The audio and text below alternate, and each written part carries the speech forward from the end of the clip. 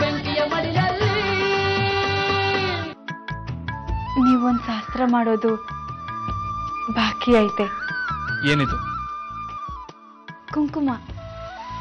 ಸೋಪ್ನ ಆದ್ಮ್ಯಾಕೆ ಮೊದಲು ಗಂಡನ ಕೈಲಿ ಕುಂಕುಮ ಹಚ್ಚಿಸ್ಕೋಬೇಕು.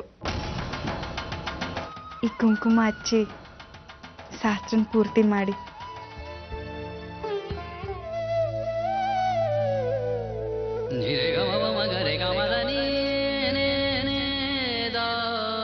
ನಾ ಏನ್ ತಪ್ಪು ಮಾಡಿದೆ ಅಂತ ನಂಗೆ ಇಂಥ ಶಿಕ್ಷೆ ಕೊಡ್ತೀರಾ ನೀವು?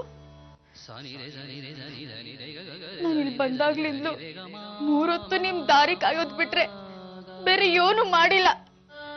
ನಿಮ್ ಮುಖ ನೋಡದೆ ಇದ್ರು ನಿಮ್ಮನ್ನ ಎದೆಯಾಗಿ ಇಟ್ಕೊಂಡು ಪೂಜೆ ಮಾಡ್ತಿದ್ದೆ.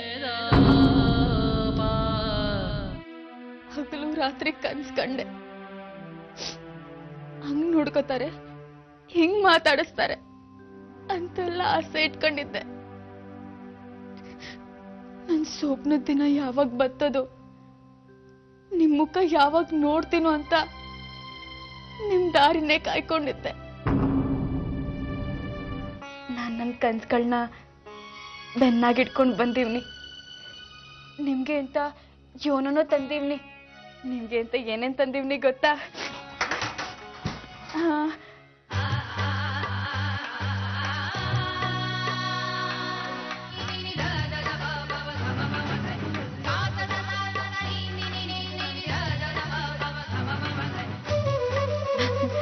ಇದು ಕಚ್ಚಿಪ್ಪು.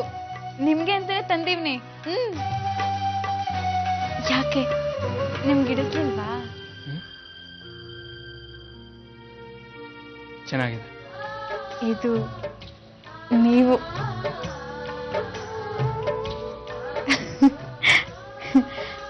ನೀವಂತೂ ನಿಮ್ ಫೋಟೋನ ಕಳ್ಸೇ ಇಲ್ಲ. ಅದಕ್ಕೆ 8 ವರ್ಷ ಇದ್ರಾಗೆ ನಿಮ್ಮನ್ನ ಕಾಣ್ತಿದ್ದೆ.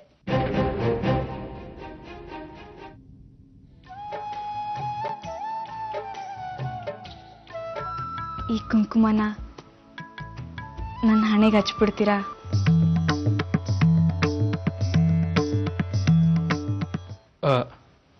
ಇಲ್ಲ, ಈಗ ಬೇಡ.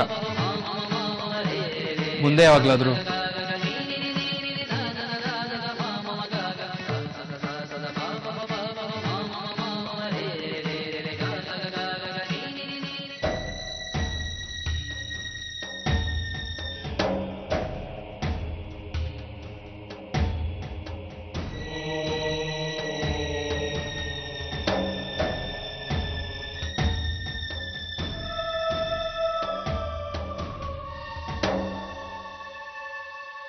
ಶ್ರೀಕಾಂತ,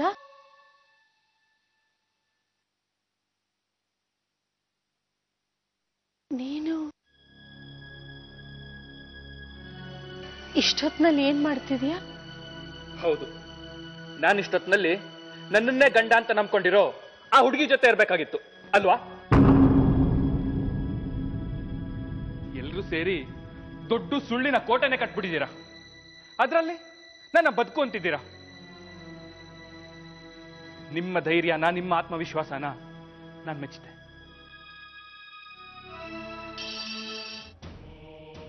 ದಯವಿಟ್ಟು ನನ್ನನ್ನು ಬಿಟ್ಕೊಡಿ.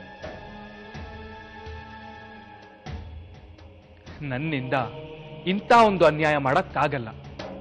ಯಾಕೆಂದ್ರೆ ಅಪ್ಪನಷ್ಟು ದೊಡ್ಡತನ ನನಗಿಲ್ಲ. ಓಕೆ? ಈ ವಿಷಯ ಗೊತ್ತಾದ್ರೆ ಅವ್ರಿಗೆ ತಲೆ ಕೆಟ್ಟು ಹೋಗತ್ತೆ. ವಂಶೋದ್ಧಾರ ಅಂದ್ರೆ ಸುಮ್ಮನೆನಾ? ಆದ್ರೆ ಏನ್ ಮಾಡೋದು, ಒಪ್ಪಿಗೆ ಕೊಟ್ಬಿಟ್ಟವ್ರಲ್ಲ. ಆ ಹುಡುಗಿ ಹಣೆ ಬರಾನೋ ಶ್ರೀಕಾಂತಪ್ಪಂದು ಅದೃಷ್ಟವೋ, ಒಟ್ಟಿನಲ್ಲಿ ದೊಡ್ಡ ಸಾಹುಕಾರರು ವಾರಸ್ದಾರ ಕನ್ಸು ನನ್ಸಾಗ್ಬಿಟ್ರೆ ಸಾಕು ಆಟಯ್ಯ. ಶ್ರೀಕಾಂತಪ್ಪನಿಂದ